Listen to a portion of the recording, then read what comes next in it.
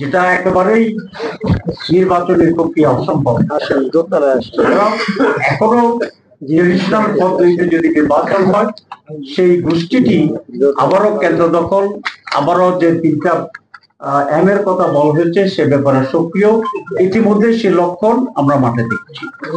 তো সে কারণেই PR is the best solution, number one. Number two, যারা বলছেন পিআর বুঝেন না, এই কথাটি বোধহয় সঠিক নয়। কারণ সকলে পিআর বুঝেন বিদায় ইতিমধ্যেই 71 মানুষ পিআরের পক্ষে রাখবে। 2 নম্বর যেটা বলতে চাই সেটা হচ্ছে নির্বাচন হবে কি হবে না, আপনারা যাবেন কি যাবেন না, এরকম নানা প্রশ্ন তুলে এখানে একটা পরিবেশকে ঘোরাটে করছে। এখনকার প্রাইম প্রশ্ন নির্বাচনে আমরা যাব কি যাব না, এটা মৌলিক প্রশ্ন নয়। মৌলিক প্রশ্ন হচ্ছে সংস্কার মানছি কি মানছি না। সুতরাং জাতি আজ বিভাগই বিভক্ত, একটি মাইনরিটি সংস্কার না করেই নির্বাচনে চলে যেতে চায়। তাদের উদ্দেশ্যের ব্যাপারে আজকে মানুষ সন্দেহ করতেই পারে। আমাদের বক্তব্য খুব স্পষ্ট, সংস্কার হইতে হবে। আর সংস্কার বিহীন নির্বাচন মানে হচ্ছে আওয়ামী লীগের আমলের নির্বাচন। সংস্কার বিহীন শাসন মানে সেই ফেসিবাদের শাসন। সংস্কার বিহীন বাংলাদেশ মানে আমাদের বিগত অন্ধকারে ডুবে যাওয়ার সেই বাংলাদেশ।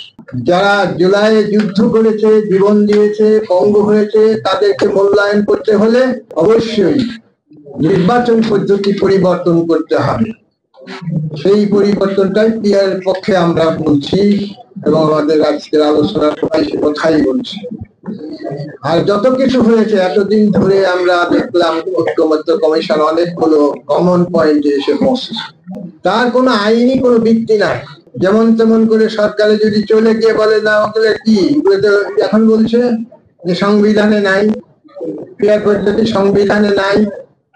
যেটা বললো ওই নির্বাচন কমিশন, এই অবস্থায় কি উনি নির্বাচন কমিশনে বসতে পারেন? তার কোনো আইনি ভিত্তি আছে? নাই, তারই কোনো ভিত্তি নাই।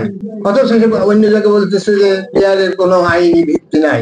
কাজেই এই আইনি ভিত্তি দিতে হলে উনি যে কথাটা বলছেন ওইটাকে অথেন্টিক করার জন্যই আমাদের আইনি ভিত্তি দরকার, যে ওনাকে যে অ্যাপয়েন্টমেন্ট দিয়েছেন, এই যে ব্যবস্থা রাষ্ট্র কাঠামো চলছে সেগুলির আইনি ভিত্তি নাই। কাজে ওগুলোকে পাস করতে হলে অবশ্যই অবশ্যই আপনাকে হয় রেফারেন্ডাম দিতে হবে, না হলে আপনাকে ডিক্লারেশন দিতে হবে।